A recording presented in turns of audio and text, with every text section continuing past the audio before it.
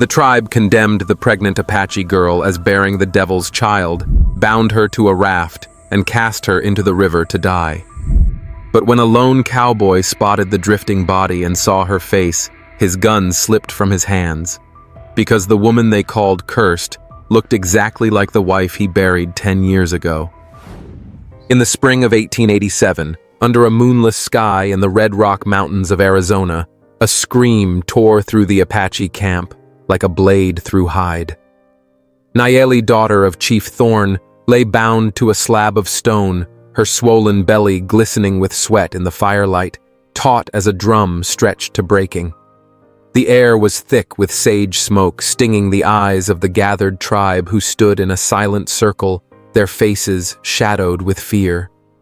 Wakan. The shaman danced wildly around the fire, his bony hands clutching a rattle of snake bones, his chants rising in a guttural wail meant to drive out the evil they believed festered within her. Nayeli's wrists bled where the rawhide ropes bit into her skin, her body jerking as Wakan pressed a heated stone against her abdomen, the sizzle of flesh mingling with her cries, a sound so raw it seemed to claw at the stars above. The stone pulled from the fire's heart was meant to burn away the chindi, the dark spirit Wakan claimed had taken root in Nayeli's womb, cursing the tribe with its malevolent presence. Her screams grew hoarse, her dark eyes wide with pain and betrayal, searching the crowd for her father. Thorn stood at the edge of the circle, his broad shoulders hunched, his weathered face turned half away as if he could escape the sight of his only child's torment. Nayeli's voice broke through her agony, a desperate plea that cut deeper than any knife. "Father, please. I ain't done nothing wrong. Don't let him do this to me." Thorn's jaw tightened, his fingers digging into the carved staff that marked his rank as chief. He wanted to run to her to cut the ropes and cradle her like he had when she was a girl chasing fireflies under these same stars.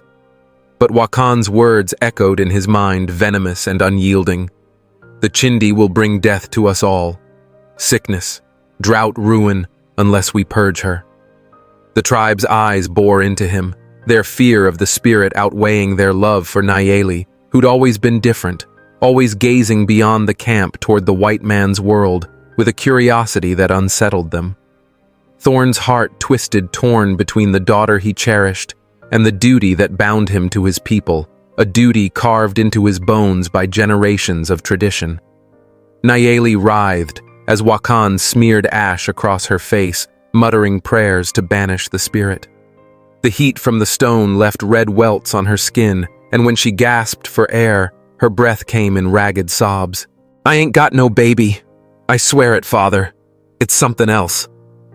Her words were drowned by the shaman's chants, his dance growing frenzied, the rattle shaking like a warning. The tribe murmured their voices, a low hum of dread, some clutching amulets, others turning away, unable to watch, yet unable to leave. Nayeli's mother had died years ago, leaving her to bear the weight of being the chief's daughter, expected to uphold honor to marry a warrior to strengthen the tribe. Now her swollen belly, unexplained, unnatural in their eyes, marked her as a harbinger of doom. Thorn stepped closer, his boots scuffing the dirt, his eyes meeting Nayeli's for a fleeting moment. In them he saw not just pain, but a flicker of the girl who'd once climbed onto his shoulders, laughing as he spun her under the sun. "Father, save me," she whispered, her voice barely a breath, her body trembling from the burns and the cold night air. But Wakan's shadow loomed, his voice sharp as flint. "She is no longer your daughter, Thorn. She is Chindi's vessel, the devil's vessel. If you spare her, you doom us all." The words landed like a blow, and Thorn's resolve crumbled under the weight of his people's fear, their whispered accusations, their belief that only sacrifice could save them. He turned away, his staff sinking into the earth as if it could anchor his breaking heart. "Do what must be done," he said, his voice low, cracked, barely audible over the fire's crackle. The tribe exhaled a collective release of tension as Wakan raised his hands, signaling the end of the ritual. Nayeli's screams turned to whimpers, her strength fading as they unbound her from the stone, her body limp, her spirit battered. They dragged her to the riverbank where a crude raft of lashed logs waited, its edges frayed like the tribe's fraying trust. Her wrists and ankles were retied, the ropes cutting deeper, and they laid her on the raft, her swollen belly exposed to the sky, a silent accusation of her supposed sin. As they pushed the raft into the Gila River's current, Nayeli's eyes fixed on her father standing alone on the bank, his silhouette stark against the fire's glow. "Father," she whispered one last time, her voice lost to the water's murmur, her body too weak to fight the ropes. The raft drifted into the darkness, carrying her away from the only home she'd known, her pain and betrayal sinking into the cold, unyielding river. Thorne watched until the raft vanished, his hands trembling, his heart a hollow thing, knowing he'd chosen his title over his blood, a choice that would haunt him long after the stars faded. In the town, Thomas Blake's world was a gray haze of dust and regret, his days measured by the creak of his saddle and the shadow of a birch tree where his wife Clara lay buried. Rust Creek, a speck of a town in Arizona's vast wilderness, offered no comfort to a man whose heart had died 10 years prior when Clara, heavy with their unborn child, bled out in his arms, an Apache arrow lodged in her chest. The memory was a wound that never closed, her golden hair matted with blood, her voice weak as she whispered his name. "Thomas, don't let go." Before her eyes went still. He'd buried her under the birch, their child lost with her, and since then, he'd lived like a ghost, his only companions, his horse Juniper, and the hatred that burned for the Apache who'd taken everything. Thomas's cabin, a squat structure of weathered logs, sat on the edge of Rust Creek, far enough from town to keep folks at bay. At 38, his face was lined beyond his years, his hands calloused from work and fists clenched in anger.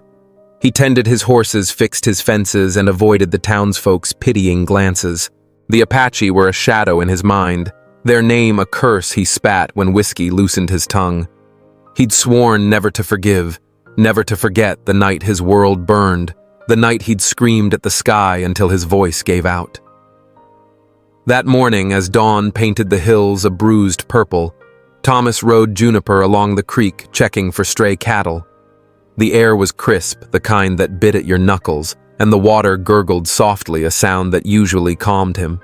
But today, something caught his eye, a shape bobbing in the current, snagged on a fallen branch. At first, he thought it was debris, maybe a sack of grain washed downstream. He dismounted his boots, sinking into the muddy bank, and squinted at the object. It was a raft, crude and splintered, and on it lay a figure motionless, wrapped in a tattered blanket. Thomas's hand went to the rifle slung across his shoulder, his instincts sharp from years of distrust. "Damn Apache," he muttered, assuming some trick or trap. He'd heard stories of their raids, their cunning, and his fingers tightened on the stock, ready to fire. At first, he thought it was a bundle of debris, maybe branches tangled in an old tarp. But then he saw the curve of a shoulder, the spill of dark hair trailing in the water. He froze. Then, with a practiced hand, he drew his Colt and cocked the hammer, leveling it toward the raft. His pulse quickened. His stance shifted low, defensive. For all he knew, this was some Apache trick he'd seen them use bodies as bait before. He took slow steps forward, gun raised, the sun glinting off the barrel. The breeze shifted, catching the scent of wet bark and something faintly metallic.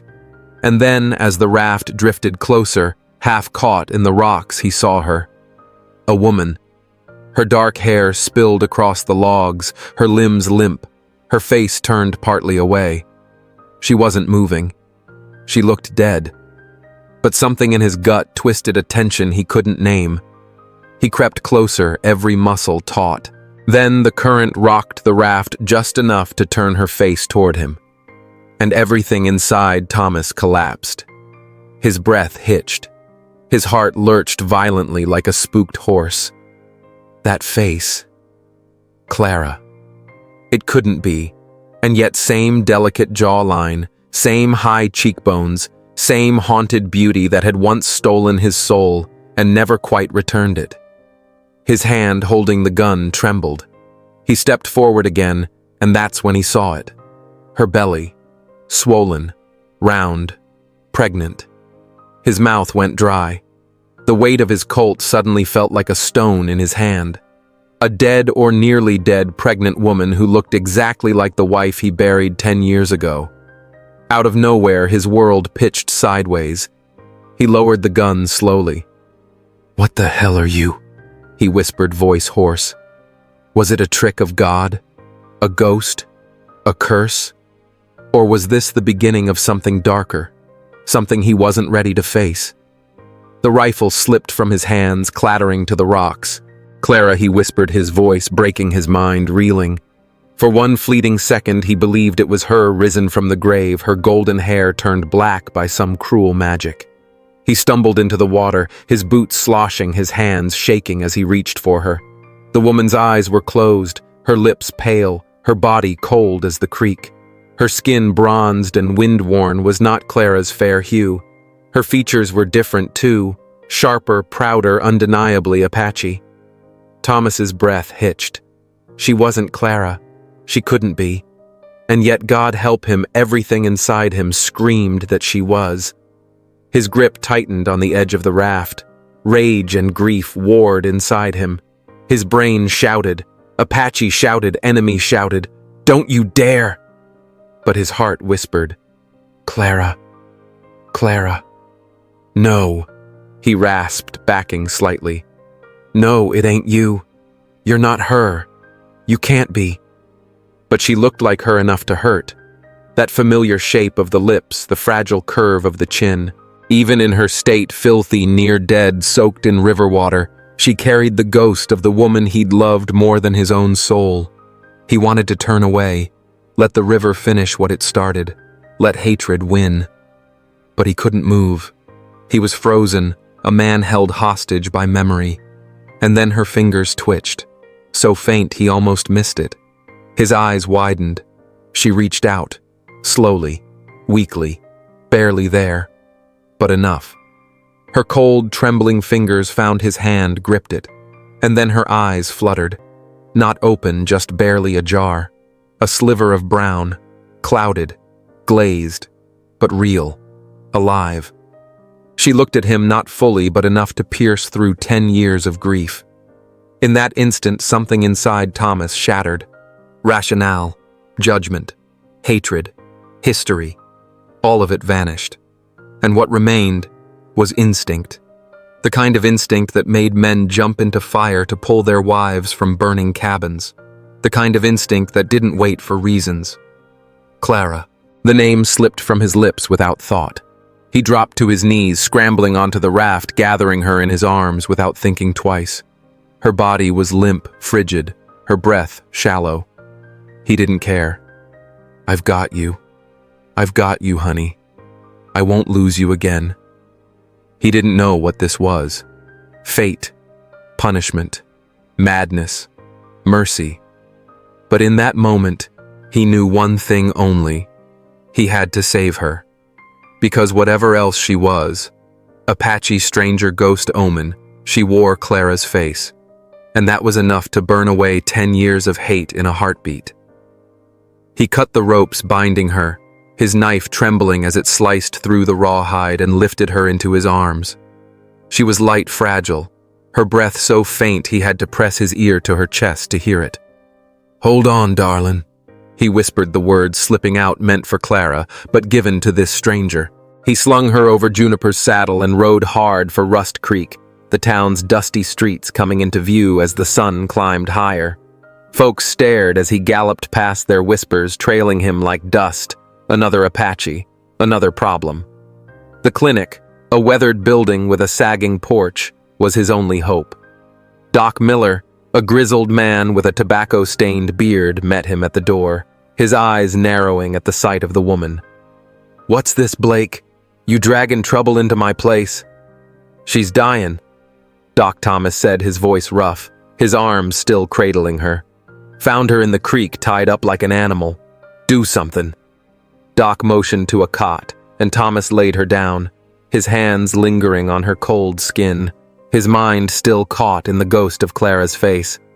"She's Apache, Doc," said, his tone flat as he checked her pulse. "And that belly, I think she's with child. You sure you want to be mixed up in this?" Thomas's jaw clenched, his eyes fixed on her face, on the way her lashes fluttered against her cheeks, just like Clara's had. "I ain't leaving her to die," he said, his voice low but fierce. "Not again." As Doc worked muttering about fever and dehydration, Thomas sank into a chair, his hands clasped tight to stop their trembling. The room smelled of antiseptic and old wood, but all he could see was Clara bleeding out in their tent, her hand clutching his as their unborn child slipped away with her. He'd screamed her name, begged her to stay, but the Apache arrow had been merciless, and the night had swallowed her. Now this woman Apache, of all things, lay before him, pulling him back to that pain, that loss, that rage. He didn't know her name, didn't know her story, but as he watched her chest rise and fall, barely clinging to life, he felt something shift inside him. Not forgiveness, not yet, but a need to keep her alive, to keep Clara's ghost from slipping away again.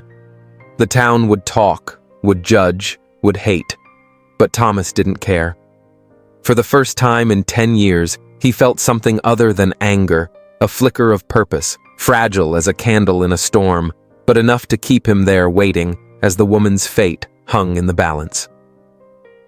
At midnight, in the dim light of Rust Creek's clinic, where the air hung heavy with the tang of carbolic acid, Doc Miller's words fell like stones into a still pond, each one rippling through Thomas Blake's fragile calm. "She ain't pregnant, Thomas," the doctor said, his voice low, his hands still stained from examining the Apache woman on the cot. "It's a cyst big as a melon pressing on her insides. If it bursts, she'll bleed out or rot from infection. We gotta cut it out and soon, or she's done for." Thomas stood frozen, his boots rooted to the warped floorboards, his eyes locked on Nayeli's pale face, her swollen belly rising and falling with shallow breaths, her lips tinged blue like Clara's had been 10 years ago, when death stole her away. The resemblance clawed at him, a cruel echo of that night when Clara Round with their unborn child lay dying in their tent, an Apache arrow buried in her chest, her blood soaking his hands as she whispered his name one last time. He'd screamed until his throat tore smashed crates and chairs and buried her under the birch tree behind their cabin, her dreams of motherhood buried with her. Now Nayeli lay before him, her dark hair fanned across the pillow, her features so like Clara's that it felt like fate was mocking him, dangling a ghost only to snatch it back. His hands shook not from the cold seeping through the clinic's thin walls, but from a terror he hadn't felt in a decade, the fear of watching another woman slip away, her life draining like sand through his fingers. Thomas sank onto a stool in the hallway, the wood creaking under his weight, his calloused hands tugging at his hair, his eyes red and raw. Was this God's jest, some twisted punishment for the hatred he'd nursed against the Apache all these years? Or was it karma circling back to make him relive his worst night? He hadn't prayed since Clara's death had spat at the sky when folks told him to trust in a higher power. But now, alone in the quiet, with only the distant howl of a coyote outside, he bowed his head, his voice a ragged whisper. "Don't take her from me. Not again. I can't go through that hell twice. Please, whatever's out there, let her live." Doc Miller emerged, his face lined with worry, holding a crumpled form. "We need kin to sign for the surgery," he said, his tone gentle but firm. "She ain't got nobody.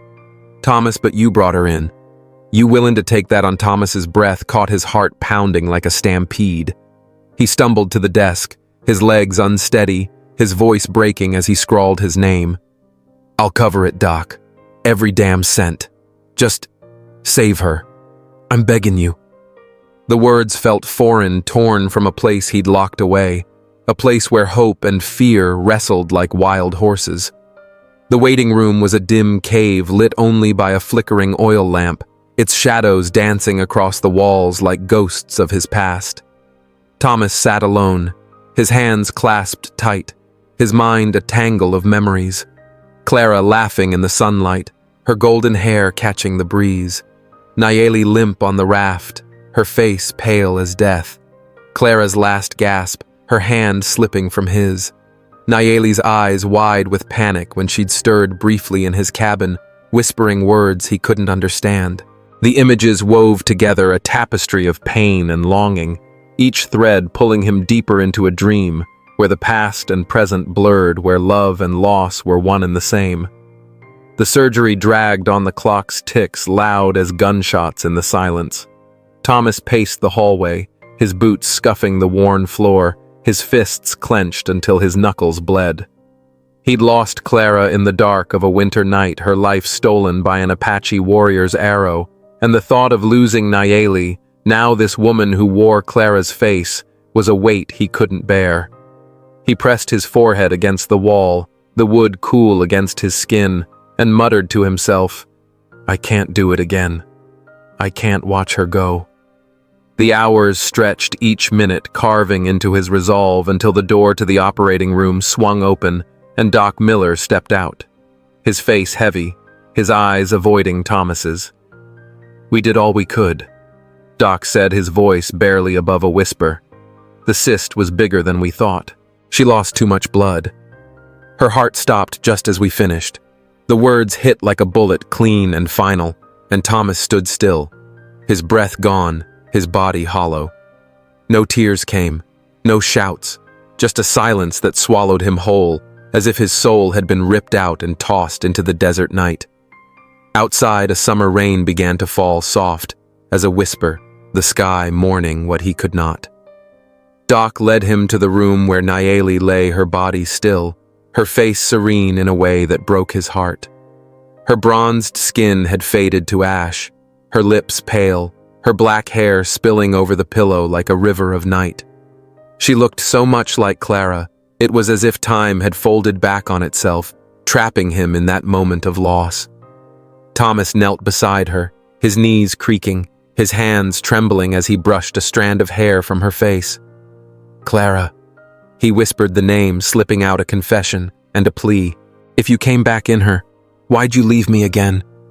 He leaned forward, his cheek against her cold forehead, his tears falling onto her skin, each one a silent apology for failing her, for failing Clara, for failing to outrun his pain.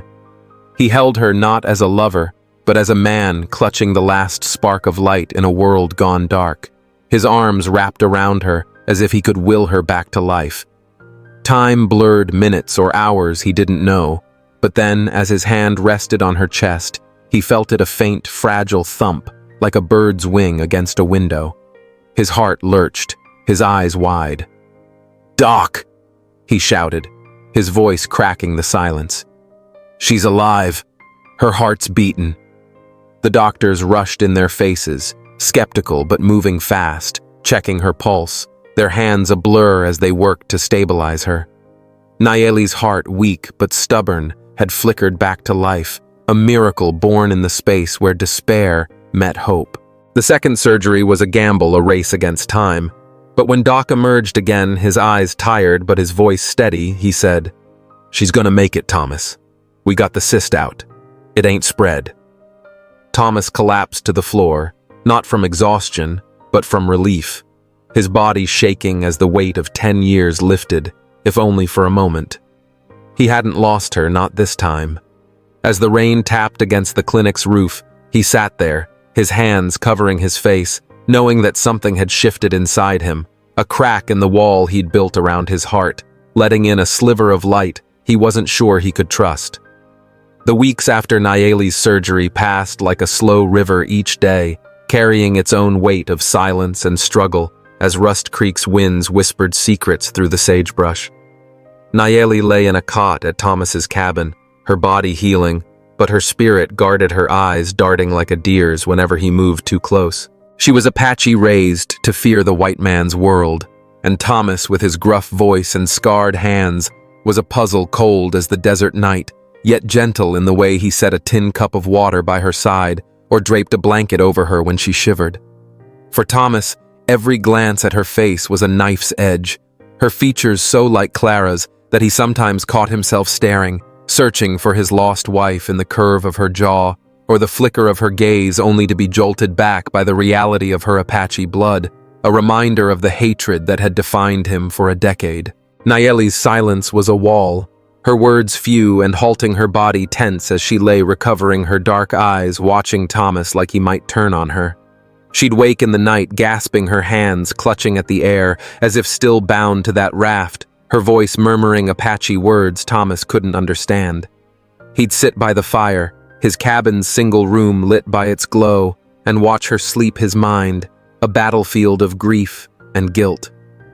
Clara's memory haunted him, her smile under the noon sun, her laughter as she rubbed her pregnant belly, her final cry as the arrow took her life.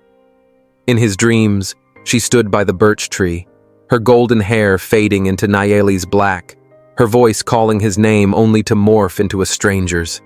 He'd wake sweat-soaked, his heart pounding, whispering to the dark, "Who are you, darlin'? Her or you?" One rainy night, as thunder rumbled over the hills, Nayeli stirred her eyes, meeting his across the room. "Why you keep me here?" she asked, her English broken learned from traders, her voice sharp with distrust. Thomas set down the knife he was sharpening, his hands steady, but his chest tight. "Didn't have no choice," he said, his voice low, rough. "You was dyin'. Couldn't leave you to the river." She frowned, her fingers twisting the blanket, her eyes searching his face. "You hate my people. I see it in you. Why save me?" He looked away, the fire's crackle filling the silence, his jaw clenched as he wrestled with the truth. "You look like someone I lost," he said finally, his voice barely above a whisper. "Someone I couldn't save. Don't mean I trust you." Nayeli's gaze softened just a fraction, but she said nothing more, turning her face to the wall, her breath uneven. The rain beat harder, a rhythm that matched the ache in Thomas's heart. The question burning in his mind, was he drawn to her for who she was, or for the ghost she carried? Days turned to weeks, and Thomas taught her small things, how to hold a rein, how to curry a horse, how to mend a fence under the wide Arizona sky.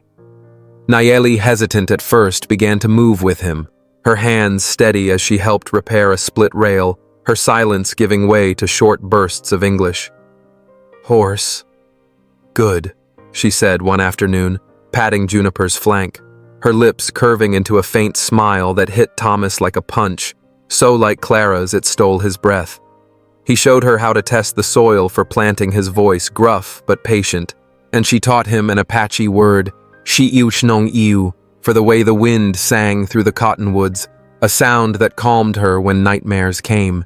Their connection grew not in words, but in shared glances, in the way she'd pass him a tool without being asked, in the way he'd leave a plate of cornbread by her cot, knowing she'd eat when he wasn't looking. One evening, as they sat by the fire, Nayeli traced a scar on her wrist, a mark from the ropes that had bound her to the raft. "My people. They think I'm evil," she said, her voice soft, her eyes distant. "They say I bring death. You think that too?" Thomas's hand stilled on the coffee mug he held, his heart twisting at the pain in her voice. "I thought a lot of things about your people," he said, his tone heavy. "Still do, maybe. But you ain't evil. You're just trying to live." The words hung between them, a fragile bridge over a chasm of distrust. Nayeli looked at him, her eyes holding a mix of fear and something warmer, something that scared Thomas more than any Apache war cry, the spark of connection of a bond he hadn't felt since Clara. He turned away, his hands clenching his mind, screaming that he couldn't love an Apache, couldn't betray Clara's memory. But as the firelight danced on Nayeli's face, he saw not just Clara's ghost, but a woman fighting to reclaim her life, and that sight stirred something in him, a longing to heal, to hold on to something real, even if it burned. Lightning cracked the Arizona sky, splitting the night like a confession too long held, as rain battered Thomas's cabin, the wind howling through the cottonwoods like a chorus of restless spirits. Inside, Nayeli sat by the fire, her knees drawn up, her eyes fixed on the flames, her hands tracing the scars on her wrists, where the rawhide had cut deep that night on the Gila River.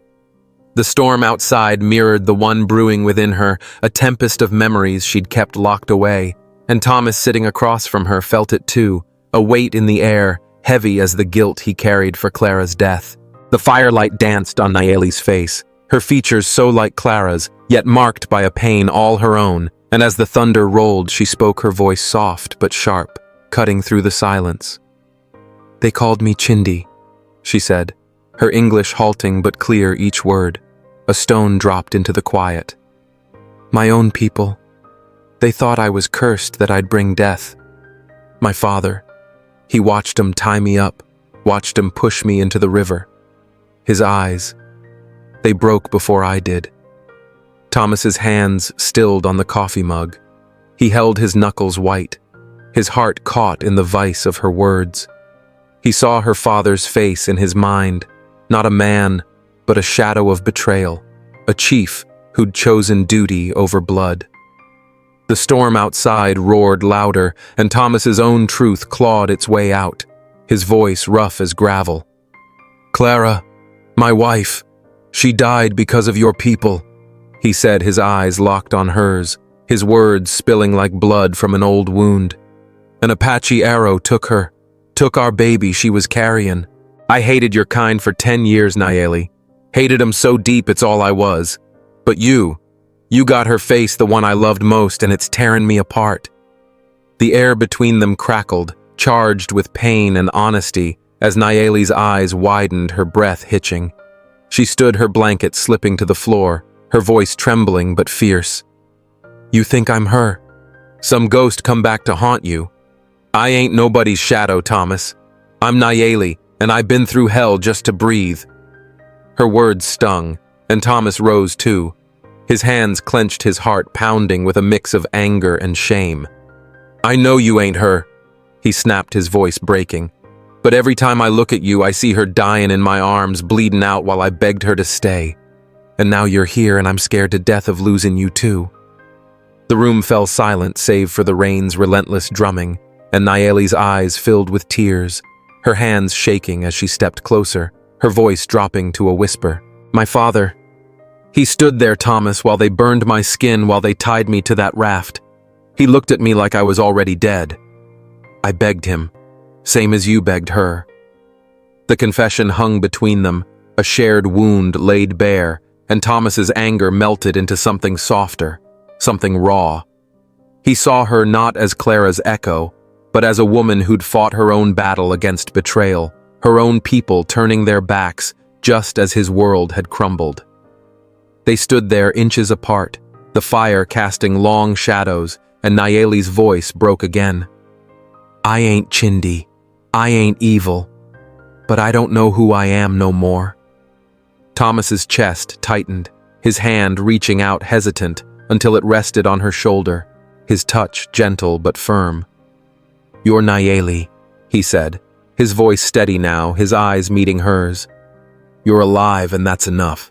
The words felt like a vow, and as the storm raged on, he moved closer, his hand sliding to her chest, feeling the steady beat of her heart, a rhythm that anchored him. "You ain't Clara," he whispered, his voice thick with emotion. "But you're here livin', breathin', and I swear I won't let nobody take you from me again." Nayeli's breath caught her eyes searching his, and in that moment the storm outside faded, the world narrowing to just them. She leaned into him, her lips meeting his in a kiss that was tentative at first, then desperate, a release of all the pain and fear they'd carried. It wasn't love, not yet, but it was a promise, a spark in the dark, fragile but fierce, binding two broken souls who'd found each other in the wreckage of their pasts. Outside, the rain slowed to a whisper, and in the quiet, Thomas held her, his heart racing, knowing he'd crossed a line he couldn't uncross. Nayeli's tears mixed with his. Their pain shared, their scars laid bare, and for the first time in 10 years, Thomas felt something other than hate, a flicker of hope, as dangerous as it was beautiful, that maybe, just maybe, he could learn to live again. A year later, under a clear Arizona sky, the little church in Rust Creek glowed with the soft light of morning, its weathered steeple standing proud against the red rock hills. Thomas Blake and Nayeli stood before a small crowd, their hands clasped their wedding vows, spoken in voices steady but thick with emotion, a promise forged in the fires of loss and redemption. The townsfolk, once wary of the Apache woman who'd washed up on their shores, now filled the pews, their faces softened by the story of a cowboy and a cast-out who'd found each other against all odds. Thomas, in a clean shirt and his best hat, stood tall, his eyes never leaving Nayeli, who wore a simple calico dress, her dark hair braided with wildflowers, her smile a quiet triumph over the pain that had nearly broken her. The preacher's words faded as Thomas stepped forward, his voice carrying to the back of the church, rough but clear. "I ain't much for talking," he said, his hand tightening around Nayeli's. "But I gotta say this.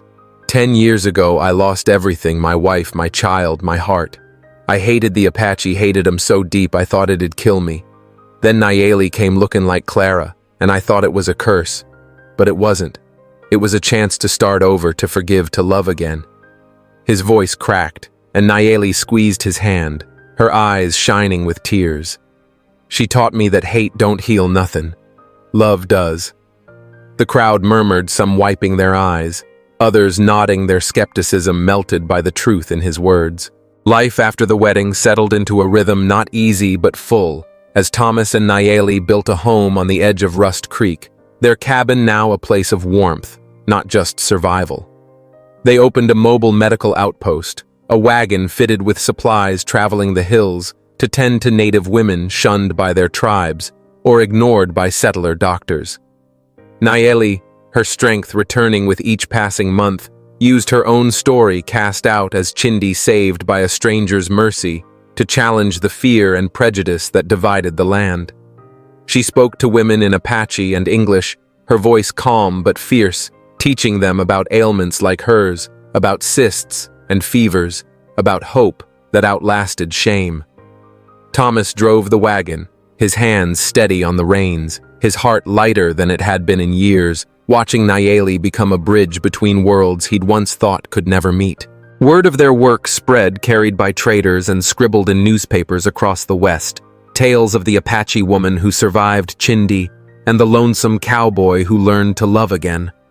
The stories painted them as legends, but to Thomas and Nayeli, it was simpler, just two people choosing to mend what was broken in themselves and in the world around them. Yet the past was never far, and one night as the stars hung low over the desert, shadows appeared at their gate, a figure cloaked in darkness, his presence stirring a chill that cut through the warm September air. Thomas was mending a harness by the fire when he saw the silhouette, his hand instinctively reaching for the rifle above the mantel. "Who's there?" he called, his voice sharp, his heart racing with the old fear of Apache raiders. Nayeli, stirring a pot of stew, froze her eyes wide as the figure stepped into the light. A man tall and broad, his face weathered, his hair streaked with gray. It was Thorn, her father, the chief who'd cast her out, his eyes heavy with a sorrow that matched the night he'd watched her raft disappear. "Thomas." "No," Nayeli cried, stepping between him and her father. Her hands raised, her voice trembling. "It's him, my father." Thomas's finger hovered on the trigger, his mind flashing to Clara's blood-soaked body, his hatred flaring like a spark on dry grass. "He's Apache," he growled, his eyes locked on Thorn. "He's one of 'em who took her from me. Step aside, Nayeli." But she didn't move, her gaze pleading, her body a shield. "He's my blood," she said, her voice breaking. "He hurt me, but he ain't here to kill. Let him speak." Thorn raised his hands, empty, his voice low and cracked. "I came to find you, Nayeli," he said, his English careful, learned from years of trade. "A trader told me you lived, that you were here with a white man. I saw you in a dream, my daughter standing strong, not broken. I had to come, to beg forgiveness." Nayeli's breath caught her hands trembling as she stared at the man who'd betrayed her, his face etched with regret. Thomas lowered the rifle, his arm shaking, his heart torn between rage and the love he'd found with Nayeli. "How'd you know she was alive?" Thomas demanded, his voice rough, his eyes narrowing. Thorne's gaze dropped to the dirt, his shoulders sagging. "A peddler came to our camp months back talking about a woman pulled from the Gila, saved by a cowboy in Rust Creek. Said she looked Apache, said she was healin'. I knew it was you, Nayeli. I felt it like a knife in my chest, knowing I'd left you to die." He looked up, his eyes meeting hers, wet with tears. "I was wrong. I chose the tribe over you, and it's haunted me every night since." Nayeli stepped closer, her voice soft but firm. "You let him burn me, Father. You let him call me Chindi. Why should I believe you now?" Thorne's hands shook, his voice barely a whisper. "I don't expect you to, but I had to see you to know you're alive to say I'm sorry, even if it don't mean nothing." The words hung in the air heavy as the desert night, and Nayeli's tears fell, her heart wrestling with the pain of betrayal and the faint hope of reconciliation. Thomas set the rifle down, his hands still clenched, his mind a storm of memories. Clara's death, Nayeli's survival, the love that had grown between them. "You got no right comin' here," Thomas said, his voice low, his hand twitching as if it missed the rifle he'd set down moments ago, his memories of Clara's blood-soaked body flashing like lightning in his mind. Thorne's eyes, red-rimmed and weary, stayed on Nayeli, his hands open, empty, as if to prove he meant no harm. "I came to make things right," he said, his voice cracked like dry riverbed clay. "I failed you, Nayeli. I let fear and tradition blind me. I don't ask for a place in your life, just to know you're whole." Nayeli's breath caught her fingers tightening around Thomas's hand, her heart wrestling with the pain of that night on the Gila River, when her father's silence had been louder than her screams. She stepped forward, breaking free of Thomas's hold, her eyes blazing with a fire that had kept her alive through betrayal and near death. "You watched him tie me up, Father," she said, her voice steady but sharp, cutting through the night. "You let him burn my skin, call me Chindi, push me into that river like I was nothing. How do I trust you now?" Thorne's head bowed, his shoulders shaking, but before he could answer, a rustle came from the shadows beyond the gate, a murmur of voices, the soft tread of moccasins on dirt. The tribe had followed a dozen Apache men and women, their faces half hidden in the dark, their eyes wide with a mix of fear and awe at seeing Nayeli alive. Nayeli's heart pounded, her scars itching under her sleeves, and she stepped past the porch, past Thomas and Thorne, into the open yard where the tribe stood waiting. The air was thick with tension, the kind that comes before a storm breaks, and Nayeli felt the weight of their stares, the same stares that had condemned her as a cursed thing. She lifted her shirt, revealing the jagged scar across her abdomen, the mark of the surgery that had saved her life, and her voice rose clear and unyielding. "This is your Chindi," she said, her words carrying over the crowd, her eyes locking on each face. "This scar ain't from no evil spirit. It's from a sickness you feared, a sickness you threw me away for. I begged you to listen, but you chose whispers of spirits over me." Thorne stepped forward, his voice breaking as he fell to his knees, tears streaming down his weathered cheeks. "I was wrong, Nayeli," he said, his words raw, heavy with shame. "You ain't cursed. We were the ones lost, led by fear, not truth. The darkness wasn't in you, it was in us." The tribe followed one by one, kneeling in the dirt, their murmurs of apology rising like a soft wind, a chorus of regret that mingled with the rustle of the cottonwoods. Nayeli's eyes filled, her hands trembling, but her voice held firm. "I forgive you," she said, looking at her father, then at the tribe, her words a blade and a balm. "But I don't belong to a place that tied my hands and called it sacred. My home's here now with the man who pulled me from the river, who saw me when you wouldn't." She turned her gaze, finding Thomas, who stood silent, his eyes wet. his heart caught between the love he felt and the ghosts he still carried. Nayeli walked back to him, her steps sure, her head high, and as she took his hand, she felt like a warrior stepping out of the flames of her past, unbroken, unbowed. Thorn lingered his eyes on his daughter, a flicker of hope in his gaze. "You're stronger than me, Nayeli," he said, his voice barely above a whisper. "You always were." He turned, leading his people back into the night, their figures fading into the shadows, leaving Nayeli and Thomas alone. Their hands clasped their bond, a quiet defiance against the pain that had shaped them. Years later, as the Arizona sun sank behind the Red Rock Hills, casting a golden glow over the small ranch where Thomas and Nayeli had built their life, the laughter of their young son Caleb echoed through the yard, a sound as bright as the fireflies that danced in the dusk.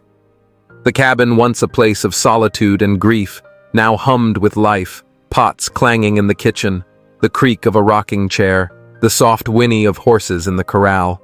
Thomas, his hair streaked with gray, leaned against the porch rail, watching Nayeli chase Caleb through the grass, her braids swinging her smile wide and free, a far cry from the haunted woman he'd pulled from the river. Their mobile medical outpost, a sturdy wagon parked nearby, stood as a testament to their shared purpose, a beacon for those cast out by fate or fear. Their work had grown beyond Rust Creek, their wagon rolling through dusty trails to reach Apache women, Mexican migrants and drifters who'd been shunned or forgotten, offering not just medicine, but hope, a chance to heal wounds deeper than flesh. Nayeli, now fluent in English, and her native tongue, spoke to each patient with a quiet strength, her own story, a bridge between worlds. "I was called cursed," once she'd say, her hands steady as she bandaged a wound or checked a fever. "But I learned truth ain't in fear, it's in living through it." Thomas drove the wagon, his hands calloused but gentle, his heart no longer a fortress, but a home open to the woman who'd taught him to love again, and the boy who carried their future. The townsfolk, once skeptical of an Apache woman in their midst, now tipped their hats when Nayeli passed, their whispers turning from suspicion to respect. Newspapers across the West carried their story tales of the Apache woman who survived Chindi, and the lonesome cowboy who found his heart again. But to Thomas and Nayeli, it was just life, hard-won, imperfect, but theirs. They'd faced down prejudice from sharp glances in Rust Creek's saloon, to muttered slurs at trading posts, and each time Nayeli's resolve and Thomas's quiet loyalty had turned doubters into allies, proving that love could outlast hate, that healing could mend more than bodies. One winter evening, as snow dusted the hills and the fire crackled in their hearth, Thomas sat beside Nayeli Caleb, sprawled across her lap, giggling as she tickled his ribs. The boy's eyes, dark like his mother's, but bright with his father's stubborn spark, lit up the room, and Thomas felt a peace he hadn't known since before Clara's death. He leaned close to Nayeli, his voice a whisper meant for her, and something beyond. "Clara, if you're out there somewhere," he set his eyes on the flames, "thank you for bringing her to me. You gave me a second chance and I ain't wasting it." Nayeli looked at him, her hand resting on his, her smile soft but sure. "You don't need to thank her," she said, her voice warm, her eyes holding his. "You saved me, Thomas, same as I saved you. We're even." He chuckled a low rumble and pulled her close, Caleb squirming between them, their laughter a quiet hymn to the life they'd built. The fire cast long shadows, but they were soft now, not the sharp edges of grief, but the gentle outlines of a family forged in fire and forgiveness. Word of Nayeli's story spread beyond the newspapers, carried by traders and travelers, whispered around campfires and sung in Apache songs. She became a legend, not just as the woman who survived Chindi, but as the light that broke through the darkness of tradition, the one who showed that truth could outshine fear. Women came to her, their eyes heavy with their own stories, and she listened, her hands steady, her heart open, teaching them to stand tall to claim their place in a world that often turned its back. Thomas watched his pride in her as vast as the desert sky, knowing that their love, their son, their work were a legacy stronger than any curse. As the years rolled on, the ranch grew, the wagon made its rounds, and Caleb learned to ride his small hands gripping the reins as Nayeli taught him Apache words for the stars, for the wind, for the heart. Thomas, once a man defined by loss, now stood beside his family, his scars a map of where he'd been, not where he was going. The West, with its harsh winds and endless horizons, had given them a story, not of endings, but of beginnings.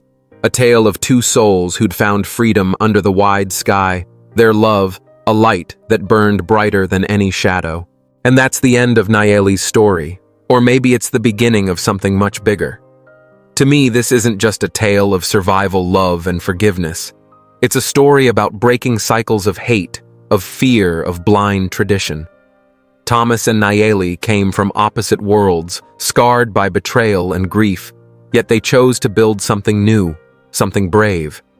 That takes more than love, it takes courage.